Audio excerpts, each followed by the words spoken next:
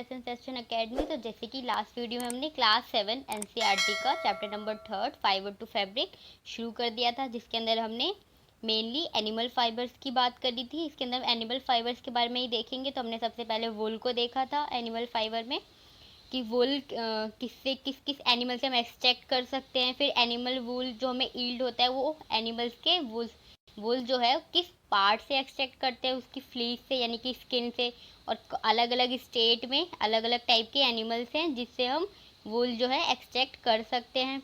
उनकी प्रोसेसिंग देखी थी कि कैसे हम एनिमल से पहले फाइबर्स एक्सट्रैक्ट करते हैं, फिर फाइबर से यार्न में चेंज करते हैं और फिर जाके वो फैब्रिक यानी कि वुल्स का जो क्लोथ होते हैं वो बनते हैं। तो अलग अलग स्टेट में अलग अलग क्वालिटी ऑफ वुल होते हैं, अलग अलग ब्रीड होती है शिप्स की भी, जो हमने देखी यहाँ पे कि अलग अलग ब्रीड में अलग अलग क्वालिटी ऑफ वुल होते हैं, अलग स्टेट में पाई जाती है। फिर अलग अलग स्टेप्स में भी बनने का क्या होता है, स्टेप प्रोसेसिंग होती है, मशीन्स होती हैं इंडस्ट्रीज में। अलग अलग स्टेप में कैसे उनकी स्कोरिंग, पहले सब साफ़ सफाई होती है, फिर सॉर्टिंग होती है, फिर उसको हम रोल करके यार्न में चेंज करते हैं, तो डाई करते हैं फिर डिफरेंट कलर से। तो हमने ये सारी चीज़ें देखी। फिर हमने उसके बाद life history of silk moth, यानी कि अब हमने जब सिल्क दूसरा एनिमल फाइबर है जो हमारा सिल्क, जो सिल्क वॉर्म से मिलता है, उसको हमने शुरू किया था। और उसके अंदर हम उसकी लाइफ हिस्ट्री देखी कि कैसे यहाँ पे मेल और फीमेल्स जो हैं कंबाइन करके जब एग ले करती है फीमेल्स, फिर उससे जब लार्वा सिक्रीट होता है, फिर वो कोकून में चेंज होता है, क्योंकि जब वो नेक्स्ट स्टेज में जाने के लिए शुरू हो जाता है तब वहाँ पे जो कोकून के अंदर जो लार्वे हैं वो 8 लाइक स्ट्रक्चर मूवमेंट शुरू कर देते हैं। और मूवमेंट के टाइम पे क्या होता है, वहाँ पे फाइबर सिक्रीट होता है जो कि हार्ड हो जाता है एयर की एक्सपोजर में आने की वजह से। और वही फाइबर जो है हमें क्या देता है, वो जो प्रोटीन का बना होता है वो क्या होता है, सिल्क। तो इस स्टेशन की कोकून से हम सिल्क फाइबर एक्सट्रैक्ट करते हैं। तो हमने यहाँ पे लाइफ हिस्ट्री देखी थी। अब हम कोकून से, कोकून वाले पार्ट से फाइबर कैसे एक्सट्रैक्ट करते हैं वो हम नेक्स्ट इस वीडियो में देखेंगे। तो यहाँ से हमें शुरू करना है फ्रॉम कोकून टू सिल्क। तो कोकून टू सिल्क हम कैसे एक्सट्रैक्ट करेंगे, तो पहला प्रोसेस हम इसमें क्या करेंगे, सिल्क लेने के लिए हम सिल्क वॉर्म को रियर्ड करेंगे, फिर उसके कोकून को कलेक्ट करके उससे सिल्क थ्रेड बनाएंगे। तो रियर्ड मतलब यहाँ पे रियरिंग ऑफ सिल्क वॉर्म का मेनली मतलब क्या है कि सिल्क वॉर्म को कल्चर करना, उसको मतलब उस स्टेज तक पहुंचाना कोकून तक। पहले लार्वी सिक्रीट होंगे, फिर लार्वी के अंदर मूवमेंट होगी, तो उस स्टेप तक उसकी प्रॉपर कंडीशन में उसको कल्चर करना, उसकी केयर करना। तो इसे हम कहते हैं रियरिंग सिल्क वॉर्म। तो इसके अंदर क्या होता है, एक फीमेल जो होती है वो हंड्रेड्स ऑफ लेग्स ले करती है, यानी कि हंड्रेड्स ऑफ अंडे जो है वो देती है एक टाइम पर। फिर उसके बाद अंडे जो उसको स्टोर कर लिए जाते हैं केयरफुली। और जो अंडे जो देती है वो पेपर क्लॉथ या फिर पेपर पे देती है, तो पेपर स्ट्रिप्स पे या फिर क्लॉथ के स्ट्रिप्स पे या फिर पेपर के स्ट्रिप्स से उसको एक्सट्रैक्ट करके और फिर उसे फार्मर को दे दिया जाता है, मतलब sold to silkworm farmer. तो वो जो फार्मर जो उनकी आगे फर्दर केयर करेंगे, और फिर फार्मर्स क्या करेंगे, उसे हाइजेनिक कंडीशन में रखेंगे, मतलब कोई इन्फेक्शन नहीं होना चाहिए एग्स में, वरना लार्वी प्रॉपर हैच आउट नहीं हो पाएंगे। तो हाइजेनिक कंडीशन में साफ सफाई में रखना है, अंडर सुइटेबल कंडीशन, मतलब कि उन लार्वी को हैच होने के लिए, मतलब लार्वी को अंडे से बाहर आने के लिए एक प्रॉपर कंडीशन चाहिए, जिसमें प्रॉपर टेम्परेचर होना चाहिए और ह्यूमिडिटी होनी चाहिए। तो उस कंडीशन में जो है वो फार्मर्स जो है सिल्क वॉर्म फार्मर्स वो इस सब चीज़ की केयर करेंगे। तो इसी प्रोसेस को हम क्या कहते हैं, रियरिंग सिल्क वॉर्म्स भी कहते हैं इसे। तो इसके बाद क्या है, जब लार्वी बन जाएंगे, उसके अंदर लार्वी हैच आउट हो जाएंगे, एग से बाहर आ जाएंगे, फिर उसको हम लार्वी को क्या कह सकते हैं, कैटरपिलर भी बोलते हैं लार्वी को, और सिल्क वॉर्म भी बोलते हैं। तो वो क्या करेंगी, फिर डे बाय डे, मतलब डे नाइट प्रॉपरली क्या करेगी, खाना खाएगी, तब अपना ग्रो साइज में जो है वो ग्रो करेगी। उसके बाद यहाँ पे क्या कर रही थी, साइज में ग्रो तो करती थी, लार्वी जो थे वो साइज में ग्रो कर रहे थे यहाँ पे। जब वो लार्वी हैच आउट हो गया, फिर वो मलबरी लीव्स को ईट करके वो अपना साइज में ग्रो करती थी। तो साइज में ग्रो करने के बाद फिर एक स्टेज आएगा जब वो नेक्स्ट स्टेज में जाएगी प्यूपा में चेंज होने के लिए, तब जाके वो मूवमेंट शुरू करेगी। तो साइज में ग्रो कर लिया उसने। अब उसके बाद प्रॉपर क्लीनेट बैम्बू, तो यहाँ पे लार्वी जो कहाँ पे रखे होते हैं, बैम्बू किसकी ट्रीज पे रखे होते हैं, ट्रे वगैरह में भी रखे होते हैं। और चॉप इन मलबरी ट्री लीव्स, तो मलबरी लीव्स में रखना जरूरी होता है, क्योंकि वो खाती किसे, ग्रो में साइज, वो अपना न्यूट्रिशन किससे लेती है, सिल्क वॉर्म से, वो मलबरी लीव से लेती है। तो उसका भी इम्पॉर्टेंट है हमारा सिल्क वॉर्म की प्रोडक्शन में। तो आफ्टर 25 to 30 डेज के बाद जब कैटरपिलर खाना छोड़ देती है, स्टॉप ईटिंग, मतलब प्रॉपर साइज ग्रो कर लेती है और ये खाना छोड़ देती है, तब जाके उस टाइनी चैम्बर जो बैम्बू में जहाँ पे वो रखा है, वहाँ से हम क्या करते हैं, स्पिन करते हैं कोकून को, मतलब कोकून फॉर्मेशन शुरू हो जाता है। फिर वहाँ से हम कोकून को निकालना शुरू करते हैं। तो जो कैटरपिलर और सिल्क वर्म जो है वो spin the cocoon inside which develop silk moth. तो अब वहाँ पे जब वो खाना छोड़ देगी, अब वो नेक्स्ट स्टेज यानी कि प्यूपा वाली स्टेज में जाना है, तो अब उसे कोकून फॉर्मेशन करना पड़ेगा। और कोकून फॉर्मेशन के लिए वो अपने आप को ट्विस्ट करेगी, मूवमेंट करेगी, स्पिन करेगी। तो ट्विस्ट करते वक्त ही वो क्या करती है, जो मूवमेंट करती है, वो उस टाइम पे एक फाइबर सिक्रीट करती है जो एक प्रोटीन का बना होता है। और वही फाइबर क्या होता है, सिल्क फाइबर होता है, जो कि हमें कोकून से मिलता है। तो हमें कोकून एक्सट्रैक्ट करना पड़ेगा और फिर उससे हम सिल्क बनाएंगे। तो यहाँ पे हमने कोकून एक्सट्रैक्ट कर लिया कैटरपिलर से, उसके बाद हम उस सिल्क की प्रोसेसिंग करेंगे। तो अब जो कोकून्स होते हैं वो piles of cocoon use to obtaining silk form. तो अगर कोकून एक होता है तो सिर्फ एक कोकून से हम सिल्क नहीं बनाते, पाइल्स ऑफ, यानी कि बहुत सारे कोकून्स का ऐसे ग्रुप बना होता है। पाइल्स, पाइल्स मतलब कोई भी चीज़ एक के ऊपर एक स्टैक की तरह रखना। तो जो पाइल्स ऑफ कोकून्स होते हैं वो यूज़ होते हैं सिल्क वॉर्म बनाने में, सिल्क फाइबर बनाने में।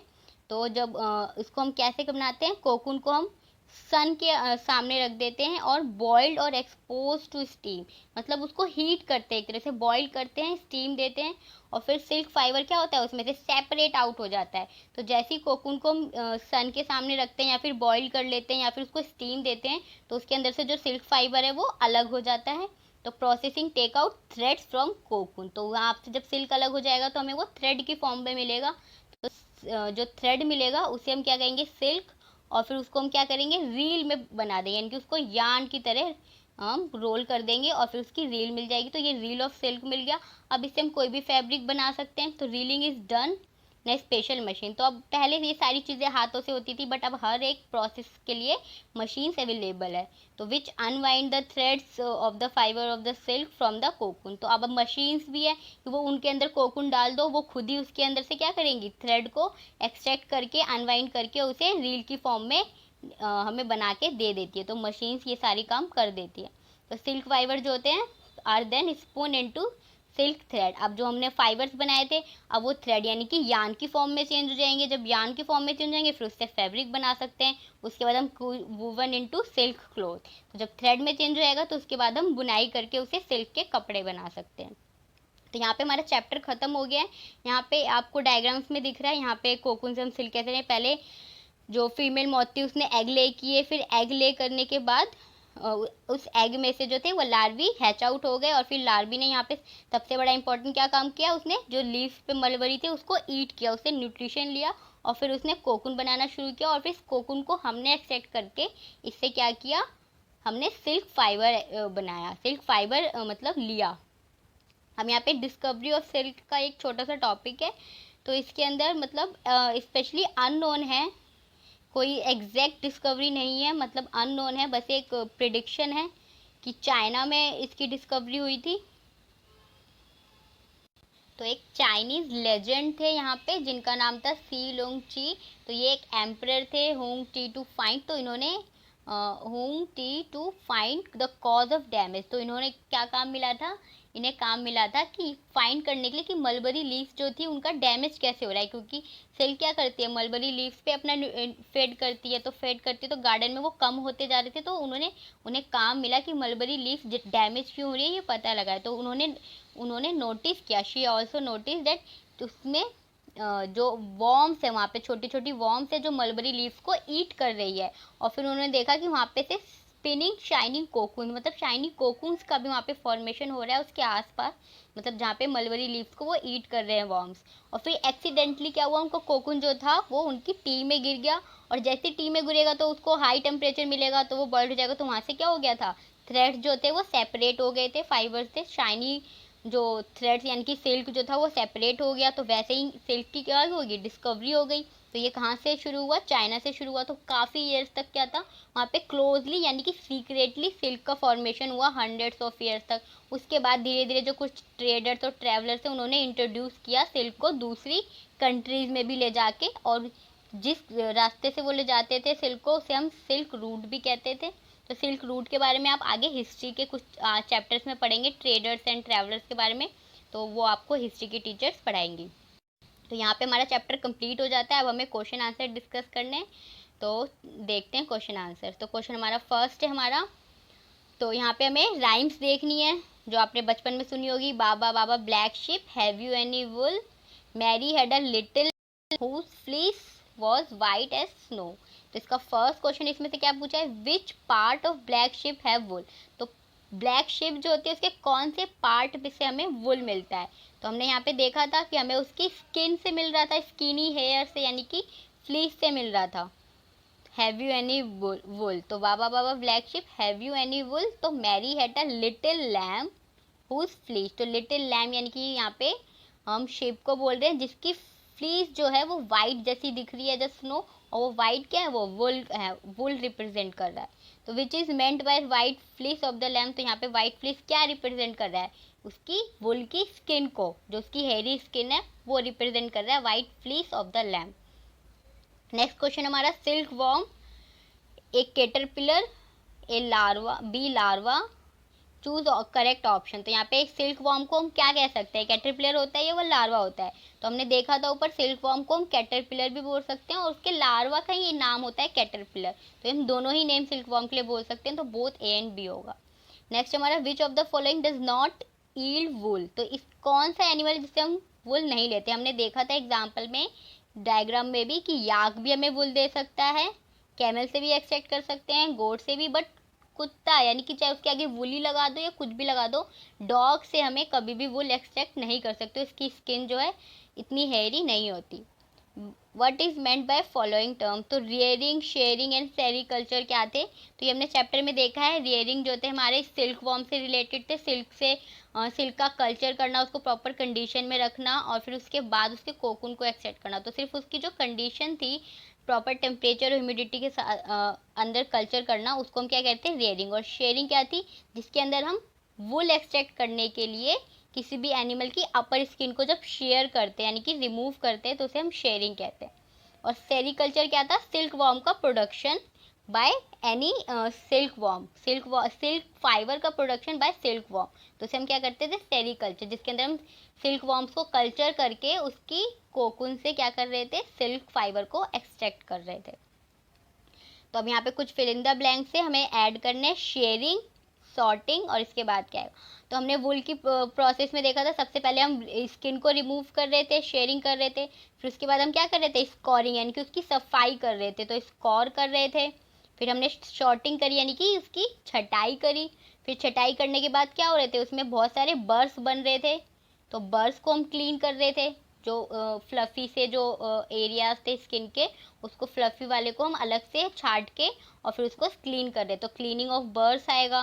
फिर उसके बाद हमने क्या किया, जो हमारे वुल हमने एक्सट्रैक्ट किया उसको हमने डिफरेंट कलर से डाई किया, तो हमने डाइंग ऑफ वुल आ जाएगा। फिर नेक्स्ट में हमने क्या किया, उसको यार्न में चेंज किया, तो मतलब मेकिंग यार्न या फिर reeling into, rolling into yarn, तो हमने यार्न में चेंज किया।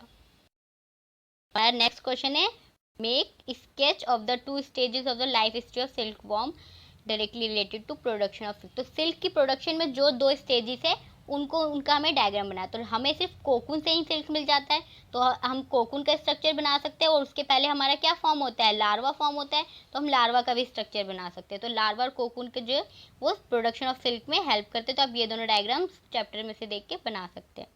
नेक्स्ट क्वेश्चन है हमारा, out of the following which of the 2 terms related to silk production. तो इसमें से कौन से टर्म्स है, जो सबसे पहले तो सेरिकल्चर, ये तो हमने ऊपर देखा, ये टर्म ही ये प्रोसेस ही वही है जिसके अंदर हम सिल्क वॉर्म से सिल्क फाइबर एक्सट्रैक्ट करते हैं। दूसरा क्या हो सकता है, फ्लोरिकल्चर, नहीं, मोरिकल्चर, एपीकल्चर जो होता है वो अलग होता है, सिल्वीकल्चर भी होता है, बट मोरिकल्चर का नाम क्या होता है, जिसके अंदर हम मलबरी लीफ का कल्चर करते हैं।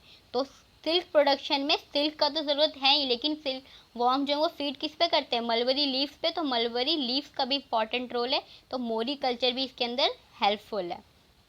तो ये रहा मलबरी का साइंटिफिक नेम क्या है, हिंट में आपको दिया हुआ है, मोरस एल्बा। तो इस मोरस एल्बा से ही मलबरी के कल्चर का नाम क्या रखा है, मोरिकल्चर।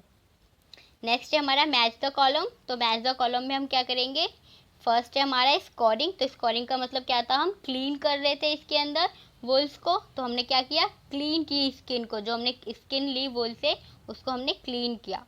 तो मलबरी लीव्स किस में थी, फीड कर रहे थे उसके ऊपर हमारे सिल्क वॉर्म, तो सिल्क वॉर्म का क्या है, ये खाना है। नेक्स्ट हमारा याक। तो याक भी एक ऐसा एनिमल है जिससे हम वुल एक्सट्रैक्ट कर सकते हैं, तो वुल ईल्डिंग एनिमल्स। कोकून क्या है? कोकून वो स्टेज है जिससे हम सिल्क वॉर्म लेते हैं, तो ईल्डिंग सिल्क फाइबर। तो ये हमारे क्वेश्चन आंसर ऑलमोस्ट खत्म हो गए। 9th में आपको एक across and down the table में आपको नेम्स भरने हैं, तो ये भी आपके अकॉर्डिंग फॉर्मेशन मतलब फंक्शन है कि थॉरो वॉशिंग। तो थॉरो वॉशिंग में हम क्या करते हैं? क्लीनिंग करते हैं। किसकी करते थे? स्किन की, तो स्कोर। तो आपको इस तरह से डब्बे में आपको एक एक वर्ड करके भरना है। तो यहाँ पे हमारा फर्स्ट है और ये कौन सा है? डाउन का है, तो आपको 1D के डाउन में भरना है ऐसे करके, वन वर्ड बाय वर्ड। तो आपको मैंने एक एक एग्जाम्पल डाउन का और एक अक्रॉस का लेके आपको दिखाया हुआ है। नेक्स्ट है एनिमल फाइबर। तो एनिमल फाइबर में आप क्या आता है? आप वुल भी कह सकते हैं, सिल्क वॉर्म भी कह सकते हैं। तो आपको यहाँ पे क्या सेकंड का डी है, तो सेकंड का डी में आपको ये रहा, तो आप यहाँ पे सिल्क वॉर्म भी लिख सकते हैं और आप वुल भी लिख सकते हैं। नेक्स्ट हमारा लॉन्ग थ्रेड लाइक स्ट्रक्चर। तो लॉन्ग थ्रेड लाइक स्ट्रक्चर क्या होता है? लॉन्ग थ्रेड लाइक स्ट्रक्चर को हम यार्न बोलते हैं। तो थर्ड का डी आपका ये रहा, तो यहाँ पे आपका यार्न आएगा YARN, यहाँ से भरेंगे YARN, यार्न आएगा। अब अक्रॉस में क्या है? Keeps warm. तो वार्म हमने कहाँ पे पढ़ा था? कौन वार्म रखता है किसको? तो यहाँ पे है थर्ड का A, थर्ड का फर्स्ट, यानी कि ये रहा। तो यहाँ पे क्या है? उसकी स्किन, वुल की हमने देखी थी स्किन, जो फ्लीस है वो उसको क्या करती है? जिससे हम वुल एक्सट्रैक्ट करते हैं, वो वुल को क्या करती है? वार्म रखती है उसकी स्किन, इसीलिए उसके ऊपर फ्लफी सी स्किन प्रेजेंट होती है। फ्लीस आएगा इसका आंसर। नेक्स्ट है its leaves are eaten by silkworm. तो किसके लीव सिल्क वॉर्म के द्वारा खाए जा रहे थे? मलबरी। तो सेकंड के ए में आपको मलबरी लिखना है यहाँ पे। नेक्स्ट हमारा hatch from egg of moth. तो मॉथ के एग से क्या हैच हो रहा था? लार्वी हैच हो रहा था। उसका नेम क्या था? कैटरपिलर भी बोल सकते हैं। तो नेक्स्ट हमारा कैटरपिलर, जो मैंने यहाँ पे आपको एज एग्जाम्पल दिखाया हुआ है। यहाँ पे आपके क्वेश्चन खत्म हो गए हैं गाइस। तो अगर आपको कुछ भी ना समझ में आया हो तो आप कमेंट करके पूछ सकते हैं। आपको वीडियो कैसी लगी कमेंट सेक्शन में बताइए। अगर आपको वीडियो पसंद आई तो चैनल को सब्सक्राइब कीजिए एंड वीडियो को शेयर कीजिए। Okay, thank you.